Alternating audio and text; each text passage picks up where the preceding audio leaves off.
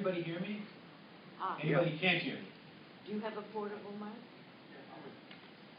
Bring it to me. Okay, we can go back here. I'd like to welcome everybody here today, and I'd like to thank the UN Correspondents Association for making this press conference possible. I'd also like to thank I see some people who I'm seeing for the first time, and also some people who've been covering this case over the course of the 18 months that we've been fighting it. And I'd like to express my appreciation for the quality and depth of the media coverage over the last 18 months. And we'll do our best to, we encourage you to keep asking the good and the hard questions. We'll do our best to answer your questions, and I especially encourage you to continue asking the good and the hard questions of United Nations officials. My name is Concannon. I'm the director of the Institute for Justice and Democracy in Haiti, and I'm one of the lawyers that's representing over 5,000 victims who have filed claims with the UN, 5,000 victims of the UN cholera in Haiti.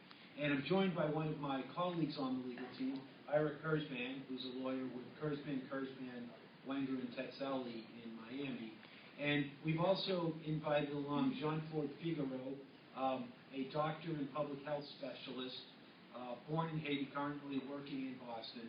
And we invited Dr. Figaro because we thought it would be helpful to have his perspective as a medical expert, as a public health expert, but also as someone who's from Haiti and within the Haitian American community in the United States, to give some of the perspectives from those communities. The triggering event for this press conference is a letter that we delivered yesterday to the United Nations, which was our formal response to the UN's letter of late February declaring our claims non-receivable. And there's copies of that letter up back for people who don't have them, and Ira will discuss those in more detail. But I'd like to give a little bit of the context to our letter today, and also to what our next steps are going to be. And I'd like to particularly situate today's conference and our recent actions within the broader struggle for a just response to the cholera epidemic in Haiti. And by a just response, I'm referring to what we asked for in our complaints, but what victims in Haiti and public health advocates and medical advocates and people all over the world have been asking for, which is basically three things. First of all, that the UN, consistent with its legal and moral responsibility, provides the water and sanitation infrastructure necessary to control the epidemic. The second part of a just response to cholera is compensating the victims, who are almost by definition extremely poor, for the losses they have suffered as a result of the cholera epidemic. And the third thing that we're asking for is an apology from the UN to both the victims of cholera and to the country of Haiti for introducing cholera into Haiti, but also failing to respond in a more responsible way. The struggle for a better response to cholera has really been a struggle between a struggle about the gap between the UN's espoused principles and its practices. On a personal note, I first got to Haiti as a UN volunteer, and I joined the UN as a volunteer because I believed in those principles, including the principles of establishing the rule of law, of accountability, and of fighting disease. But since the very genesis of cholera in Haiti, you've seen this large gap between the principles and practices of the UN. The UN is an organization that was set up in large part to fight disease, yet it did, and in fact warned in early 2010 that Haiti was vulnerable to cholera epidemic, and yet the organization did nothing to treat or screen peacekeepers coming from an area where everybody knew there was a cholera epidemic to Haiti, where the UN had identified it as a particularly vulnerable place for a cholera epidemic. The UN also has espouse principles in favor of clean water and sanitation, and has a vast apparatus to advance those principles throughout the world. Yet the UN maintained a sanitation system on its base that directly pumped contaminated human waste from the base into the top of Haiti's largest river system. And let's be clear about this. This was not a one-time accidental discharge. This was the system's normal operation, was to dump the untreated sewage into Haiti's river system. The UN also has very impressive principles regarding transparency, but in practice, when journalists have asked the UN for details about the genesis of cholera and its response, the UN has time and time again stonewalled and even lied. When Haiti's public health officials tried to investigate cholera by going onto the base where it all began, the UN refused the public health officials access to that base, thereby stymieing the investigation. And the UN also has very impressive principles regarding the rule of law, especially or including accountability for harm caused by the UN's operation. And document after document, treaty after treaty, statement after statement, the UN, time after time, affirms the principle that it will compensate people harmed by its activities, including peacekeeping operations. Yet, in this case, the UN refuses to even consider the claims of the Haiti cholera victims using extremely flimsy legal grounds. Often this case has been discussed as a challenge to UN immunity, and that's not quite right so far. In fact, we've always conceded that the UN had immunity, and that is why we originally filed the claim, not in a national court, but with the UN itself. What we did challenge was the UN's living up to its own principles of compensating victims of its harm, and the UN failed to live up to that challenge. And so that opens the door for a direct challenge to the UN's immunity. It opens the door for Haitians to go to national court, Haitian victims of the cholera epidemic, to go to national courts and directly make a claim against the UN, and for courts to follow precedent by saying that the UN cannot invoke its immunity since it refused to fulfill its obligation to give people claiming harm an alternate mechanism of justice. So we filed the letter with the UN yesterday as a way of unequivocally establishing that the UN did not intend to provide an alternate mechanism for justice. And as we said in the letter, if the UN does not respond within 60 days, and we'd love to hear from the UN, we'd love to talk about more efficient ways of resolving this dispute out of court. But nothing in the UN's past practice on the cholera epidemic gives us confidence that the UN will, in fact, respond more responsibly without being forced to do so. So in the meantime, we're working on filing litigation right after that 60-day deadline expires in multiple jurisdictions, including in New York, but also in jurisdictions in Europe. And with that, I'd like to pass it on to my colleague, Jean Figaro, who will talk about the medical aspects, the public health aspects, and the perspective of the Haitian community. Good afternoon. My name is Dr. Jean Figaro. I am a specialist in public health disaster and also healthcare emergency preparedness. Thank you for coming in this press conference. I would like to give you an update on the situation of the cholera epidemic in Haiti, not only as a Haitian doctor, but also as a Haitian. 10 months after the most devastating earthquake of January 12, 2010, an outbreak appeared for the first time in Haiti. Medical journals and other sources do not show evidence that cholera occurred in Haiti before 2010, despite the devastating effect of this disease in the Caribbean region in the 19th century. As we're speaking right now, the epidemic continues to cause more infection and taking the life of innocent and decent of my Haitian brothers and sisters. As the rainy season is approaching, more cases are being reported in the 10 departments of the country. I want to tell the world that the cholera epidemic is not disappearing in Haiti, from Haiti. My Asian colleagues are reported cases of infection and death related to cholera. Let me share with you some specifics. Over 654,000 Asians infected.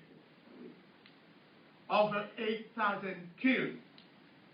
This is data from the Asian Health Ministry. The Asian strain of cholera have spread across the entire Western Hemisphere. It's according to CDC data. Incidence has nearly doubled since last year. Data from PIH, Partners in Health.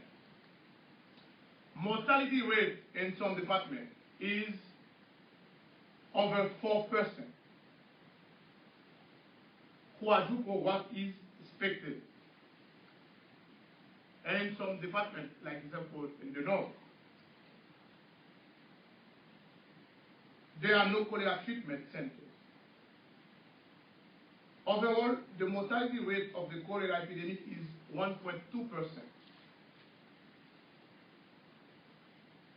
And in Haiti, what now? It's getting over 2%.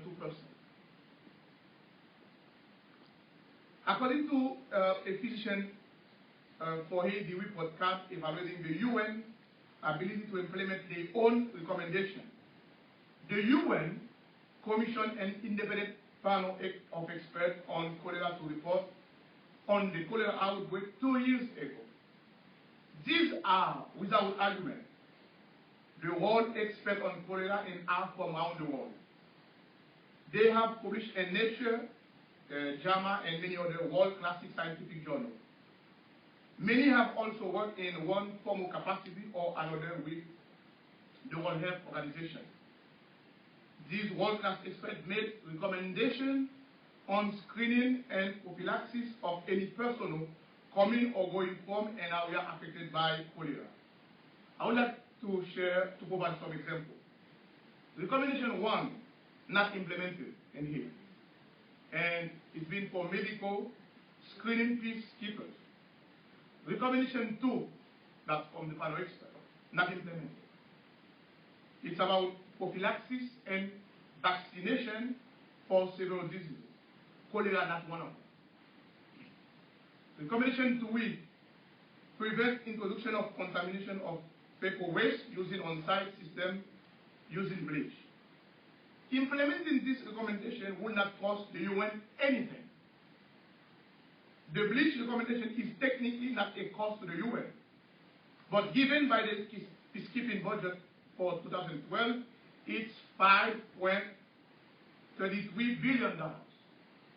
Asking them to purchase several gallons of household bleach in order to save the lives of the people they are purporting to help doesn't seem to be asking much.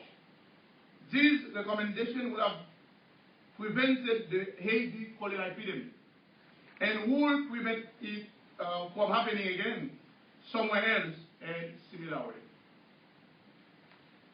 The UN Secretary General of Commerce 2 years ago, prompt, and I'm quoting it, prompt and appropriate follow-up.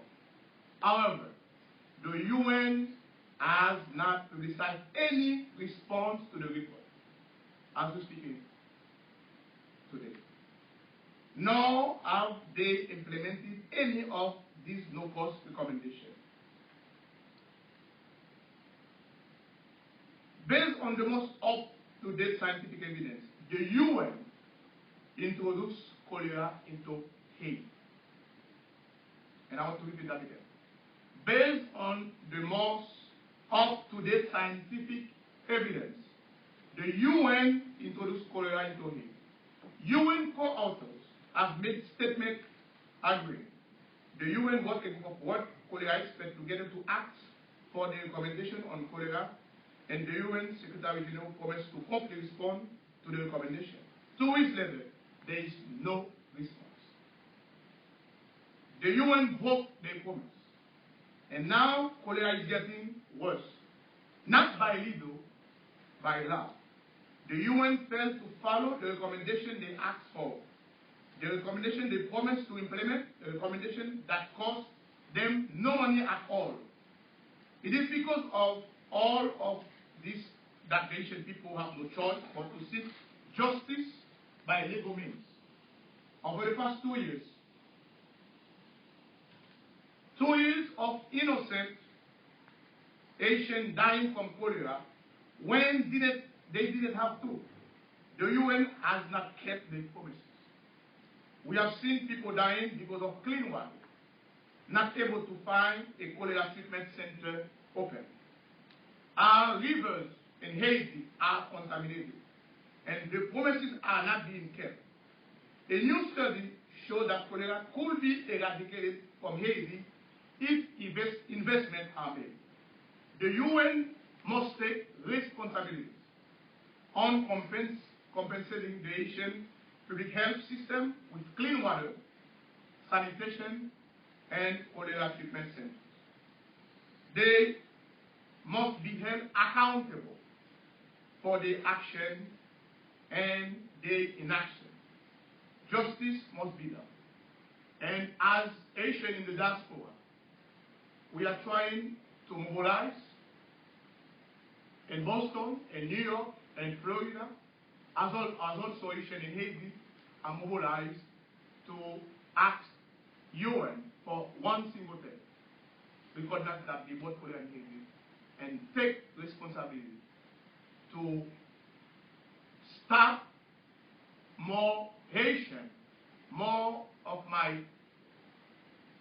brothers and sisters dying from cholera. And make the world stand for Haiti in this issue. Thank you so much. Thank you. My name is Ira Kurzban, and thank you for being here today, and thank the Institute for Justice and Democracy for pursuing these claims. We're really here today to give the United Nations and Secretary General one last opportunity to do what they know they should have done more than 2 years ago, and to do what the law requires them to do, the international law, our own domestic law, we believe, as well as what is the moral and appropriate thing to do. Our hope is that officials of the United Nations and the legal office, legal advisor's office, would meet with us to try and resolve this short of litigation. We have hoped that for the last 2 years, and we have now decided we would give them one last chance, and if we do not get the response that we think is appropriate, we intend to file a lawsuit 60 days from today. The United Nations obligations are very clear under international law.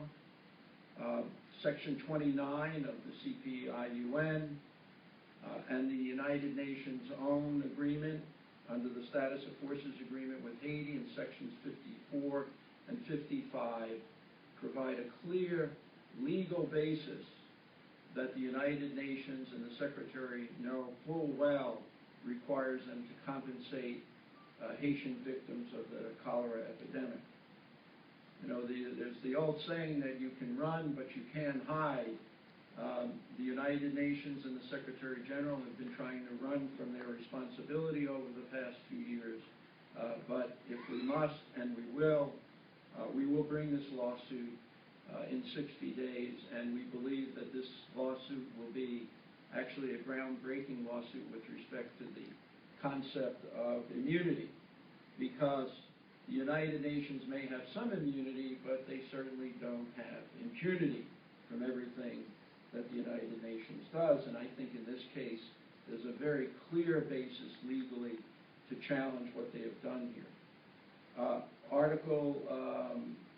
Section 29 of the CPI-UN clearly states that the United Nations recognizes that they have an obligation to compensate people involving private claims, private law claims. The United Nations for over 40 years, almost 50 years now, has recognized those kinds of claims and have recognized that they have that responsibility. In 1967, the Secretariat said, and I quote, "It has always been the policy of the United Nations, acting through the Secretary General, to compensate individuals who have suffered damage for which the organization is legally liable. This policy is in keeping with generally recognized legal principles and with the CPI-UN. In 2001, the United Nations Legal Council says, quote, "As a matter of international law, it is clear that the organization can incur liabilities of a private law nature and is obligated to pay in regard to such liabilities."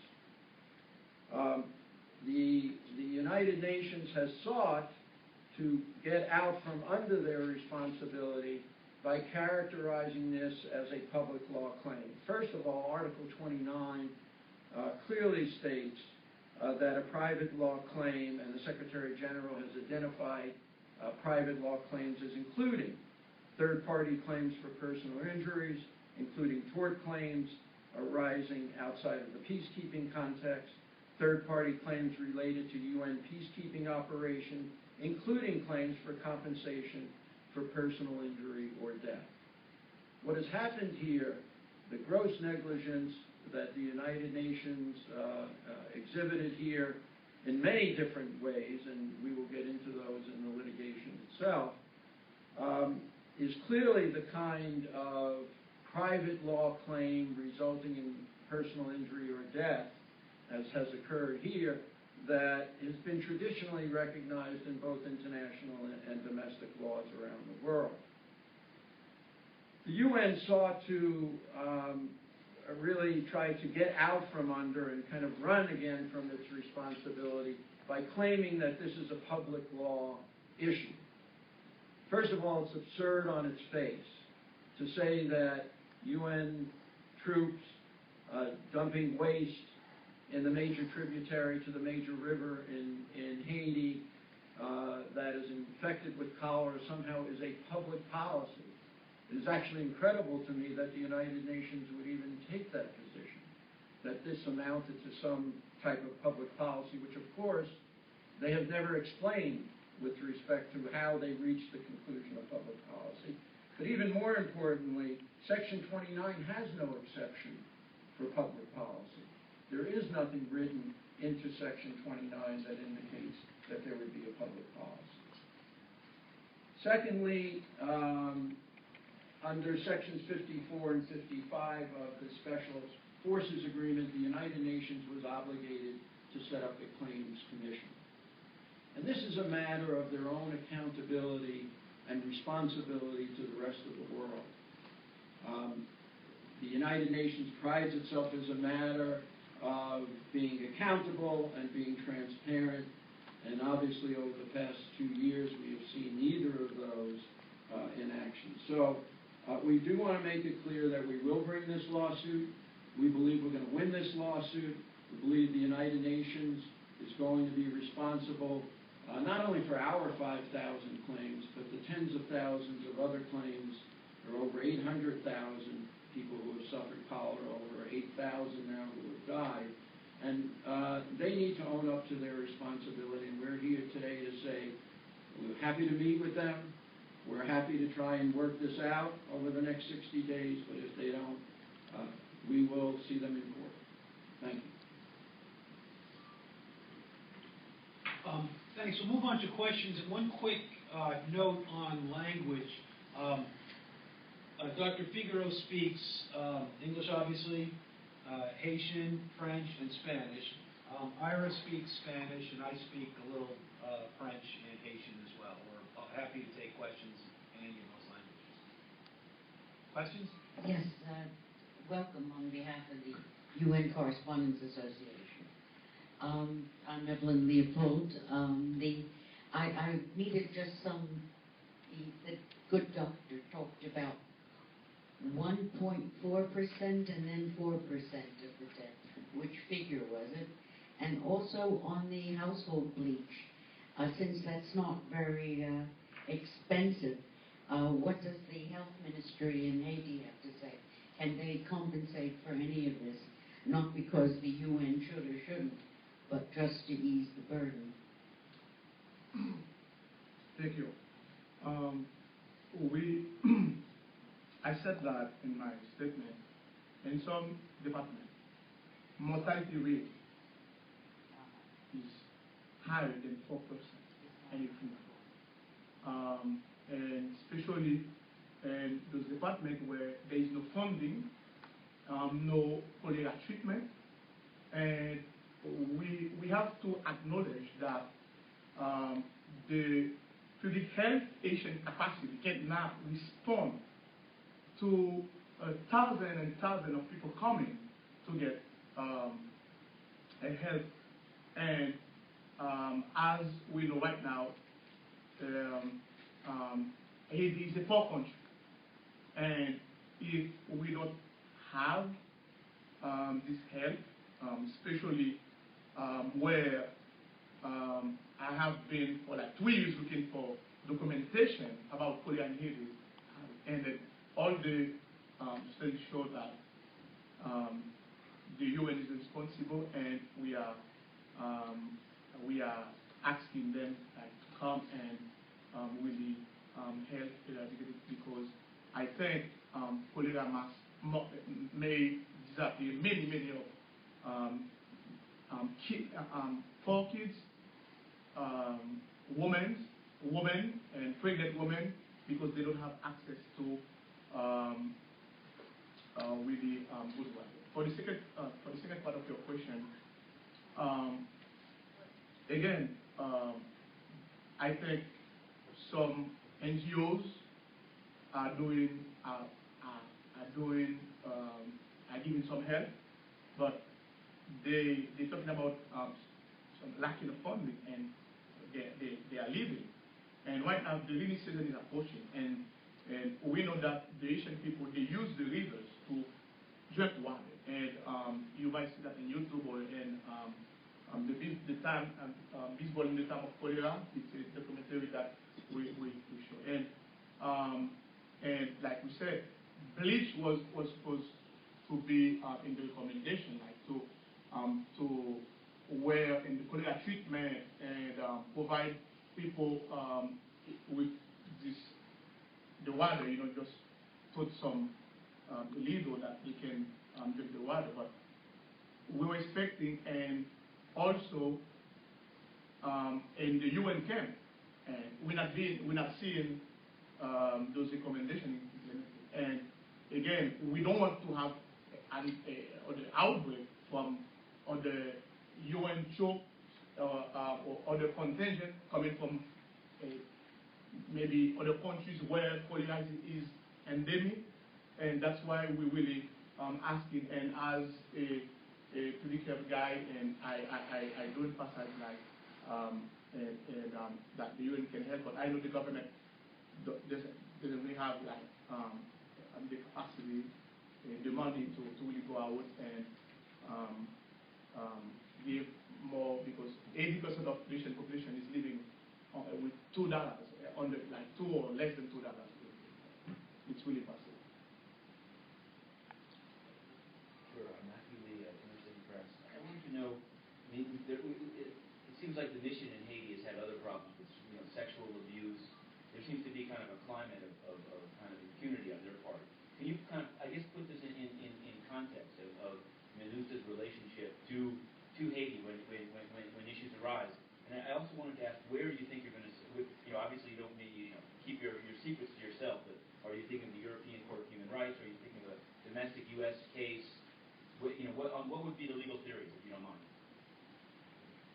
With respect to where, I think we are considering multiple venues, including one in the United States and and at least one in Europe. And I'll probably leave it at that. I think the theories are pretty well established in terms of the United Nations having some limited immunity, but not total impunity. And the Wade and Kennedy decision, for example, in Europe, pointing the way to the fact that the United Nations and other international organizations cannot deny individuals total access to courts.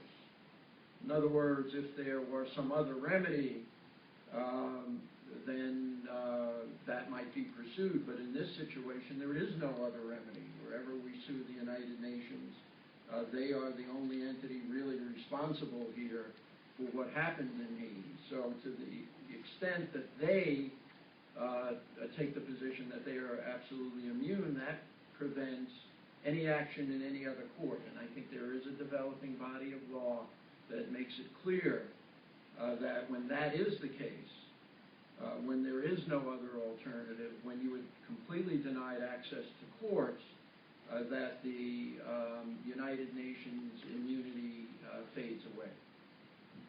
And in answer to the first part of your question about the context of broader MINUSTA impunity, that is definitely part of the context. When MINUSTA first arrived in Haiti, especially through 2004 and 2006, there was a big problem of, and the mission openly made arrests which it did not have power, did not have any judicial approval. Many of those people were kept in prison for a long time after that. The mission was involved in many extrajudicial shootings that were never investigated, and there was never any accountability for that.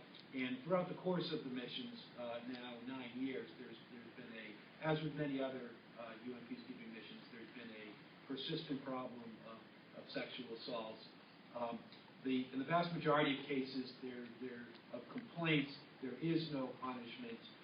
In a very few cases, I can think of 3, there's been some prosecution or punishment, but the punishment's always been extremely light for the crime.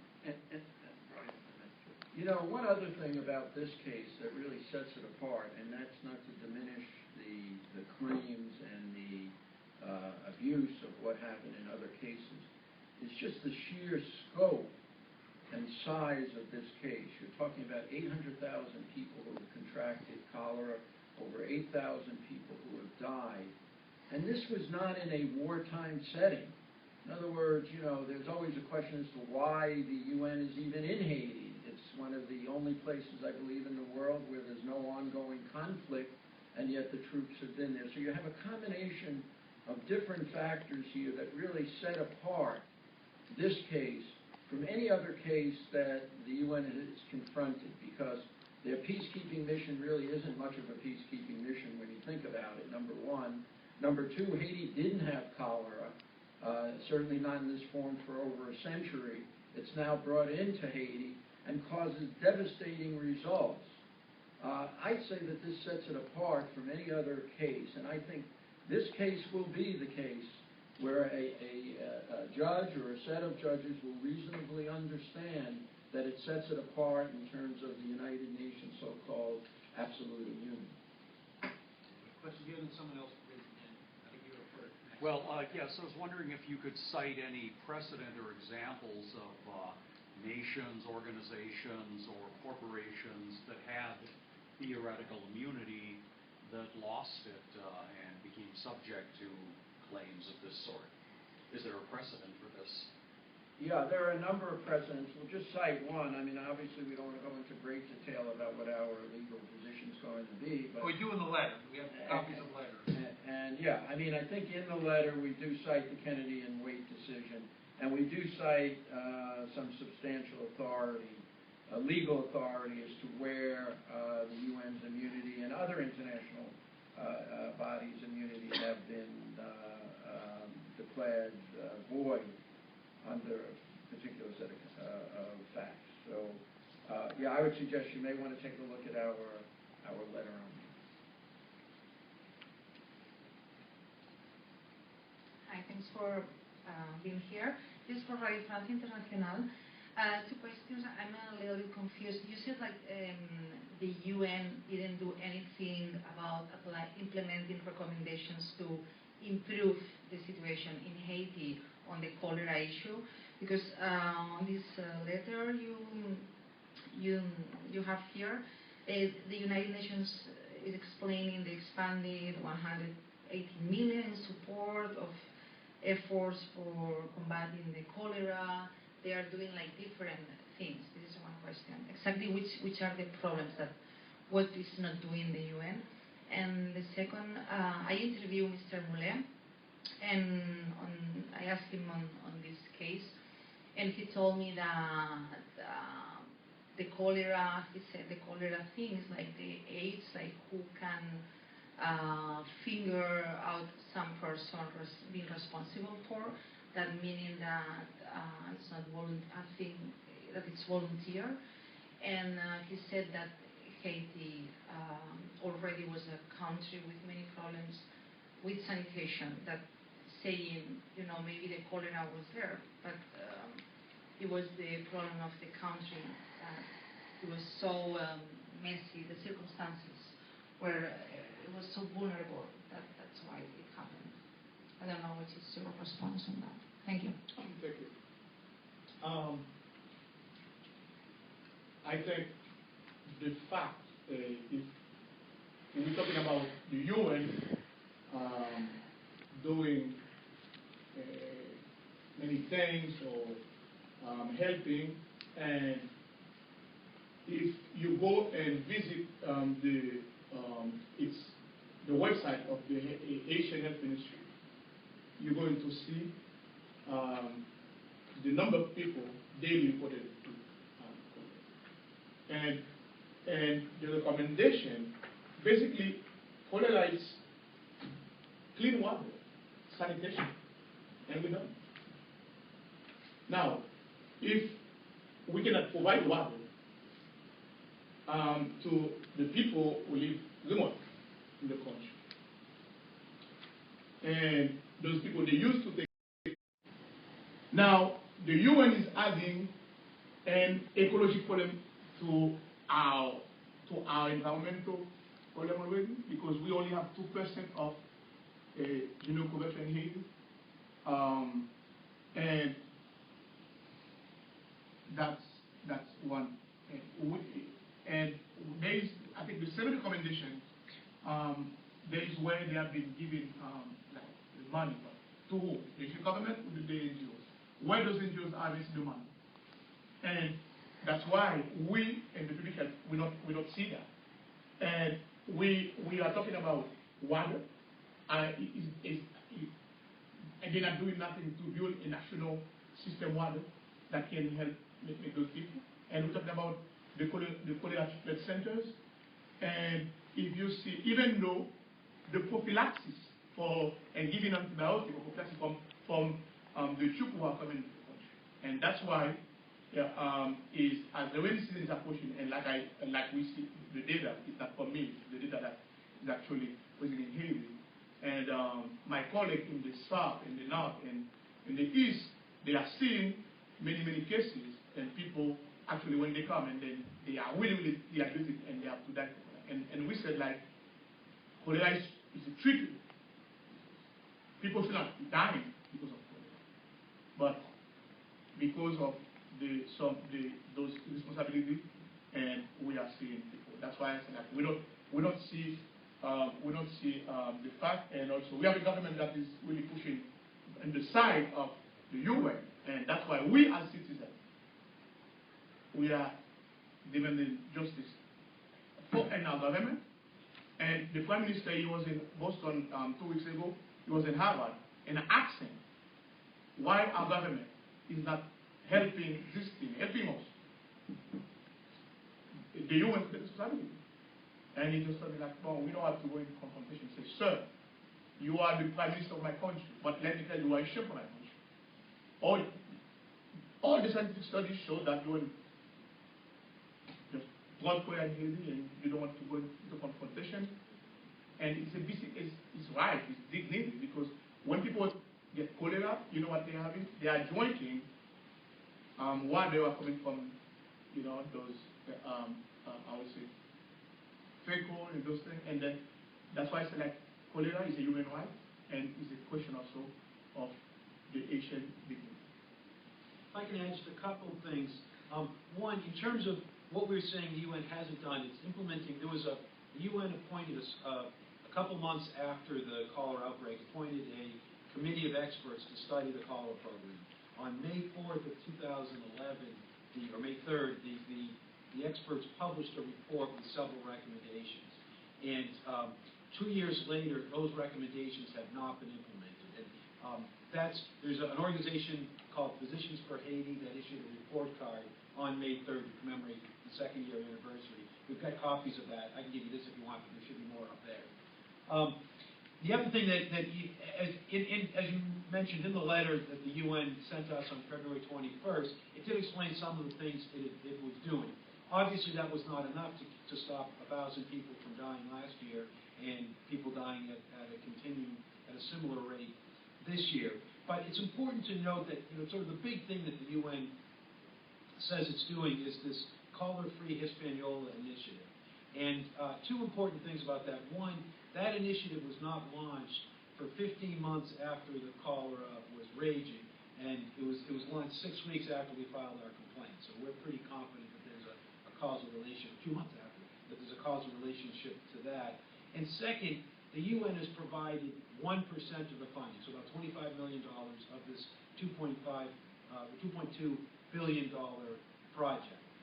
There's been another 9% of the funding has been reportedly found from repurposing other grants that hadn't been paid yet, other promises, and so there's good reason to think that not all that money is going to come there. But you clearly don't have the money that's needed. And back in December, the Secretary General announced that there would be that he was going to do everything in his power to move this along, and we have not seen additional commitments of funding. So it does not look like it's currently not an initiative that's likely to make a difference. We hope that changes, and we certainly support that, but it is not looking promising now. And finally, in response to your question about the UN's response that Haiti had a lot of other problems, that's really blaming the victim. I mean, yes, from a public health standpoint, it is important that Haiti did not have existing clean water and sanitation in place, and yes, that contributed to the epidemic. But as a legal matter, that is not an excuse. As a legal matter, the UN's knowing that Haiti was vulnerable doesn't excuse the UN from not being careful. It, in fact, imposes a higher obligation on the UN to exercise even more care, which, of course, it did not do.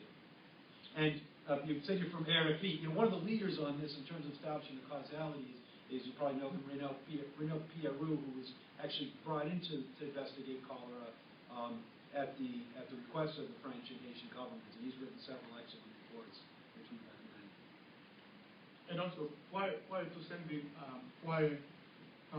troops, they're coming from Kathmandu and Nepal, and 2 weeks ago they have an epidemic of cholera, but no screening, nothing, and they just send them to Haiti. And again, that's where I agree with the liberty.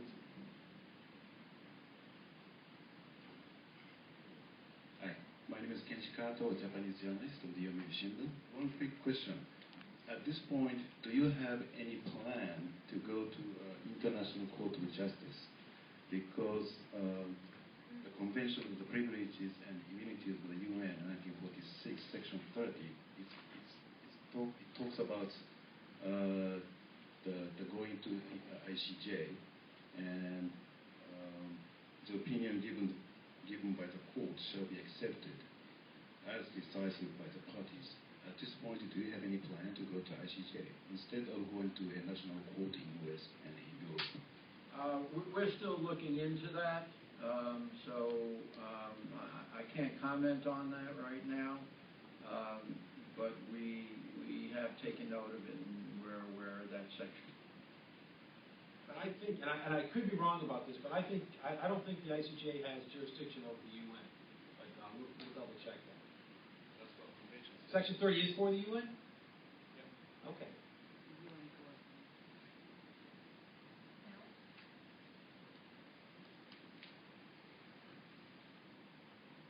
Thanks, Margaret Bashir, Voice of America.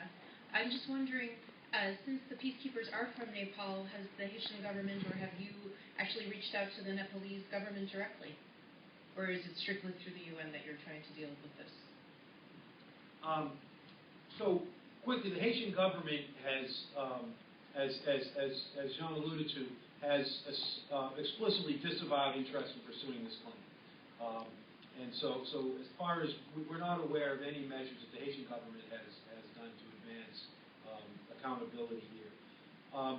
In terms of reaching out to Nepal, we did not make a claim against Nepal for a couple of reasons. One, it's our understanding of the facts that the wrongful acts were really decisions not made by Nepalese troops but elsewhere in the UN system. We believe that the Nepalese medical team was following UN protocol, and it's actually in the UN experts report, that they were following UN protocol when they were not testing the troops for cholera prior to deployment. It's our understanding that the sanitation system at the Nepalese base was maintained by the engineering department of MINUSTA, which was headquartered in Port-au-Prince. So our understanding is factually that the claim is really against the UN, not Nepal. And also in terms of our understanding legally is that because the Nepal was working as part of the UN and everything we can see that all the wrongful acts were done as part of Nepalese participation in the UN operation, that the UN is the appropriate source for responsibility.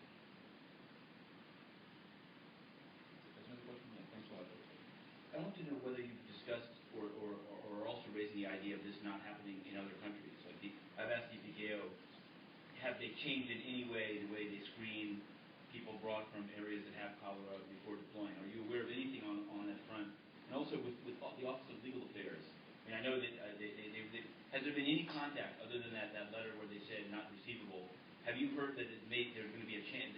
Supposedly Patricia O'Brien is going to become the ambassador of Ireland to the UN in Geneva. Is that something that change? Not change the timeline, but what can you say about that? And just more generally, rule of law. Does the UN preaching to countries about the rule of law and the need for accountability? Do you get any traction on that? Is that something you'll raise in the case? What do you want to say about that? Yeah, in the first question, in response to has the UN done anything to prevent it from happening? That's what this Physicians for Haiti report is all about. That the UN experts report made the recommendations expressly to prevent this from happening again. 2 years later, the UN has declined to implement those recommendations. So, quick answer, no. Second, in terms of do we expect the UN to act any differently, the sum total of responses from the UN was one letter, December 21st of 2011, 3 or 4 sentences saying to get back to us in due course, and then the letter of February 2013 saying the claims were not receivable. We'd love for the UN to change course and to say, yeah, let's talk about a more efficient way of resolving this dispute. We'd rather spend money on compensating poor victims than compensating our high-powered law firms in New York. We'd love to hear that. We'd love to have that conversation, but we're not expecting to have that opportunity. And the broader case, yeah, I mean, obviously this is the failure to. Let me step back. So when I was democracy in Haiti, we were trying to establish the rule of law there. And one of the things we were doing was talking to judges and police officers and prosecutors and individual people saying, look, the rule of law is important. You need to yes, you might be able to benefit from corruption and cronyism and friends and things like that personally, but in the long run, everybody hurts, and what we all need to do is to subject ourselves to the rule of law, which will in the long term be good for the whole country. And it's obviously, when you're making that kind of collective argument, it's obviously extremely subversive if some people are getting away with it. The UN's doing the same thing today. I mean, this mandate includes working with the police, working with prosecutors and judges. And so today there's a training session going on in Haiti where UN trainees are telling Haitian judges or prosecutors or police that they need to subject themselves to the rule of law and they can't let their personal interest get in the way of that. And What do you think that the police trainee is thinking about that when they see the blue helmet or the blue hat making that argument? Of course they're thinking of cholera. And the UN's trying to do the same things. Again, this is why I joined up with the UN, because I think that kind of promotion of the rule of law is a very good thing. But this obviously undermines the UN's ability to carry out that mission anywhere in the world. Do you think the peacekeepers have any function now, such as preventing or watching out for return of the tonton macoutes or the baby ducks, or should they withdraw? I don't think they should have been there in the first place. So, my view is that the UN peacekeeping operation has cost, over $1 billion? 640 million a year now. Yeah, so billions of dollars. It was never a necessary operation.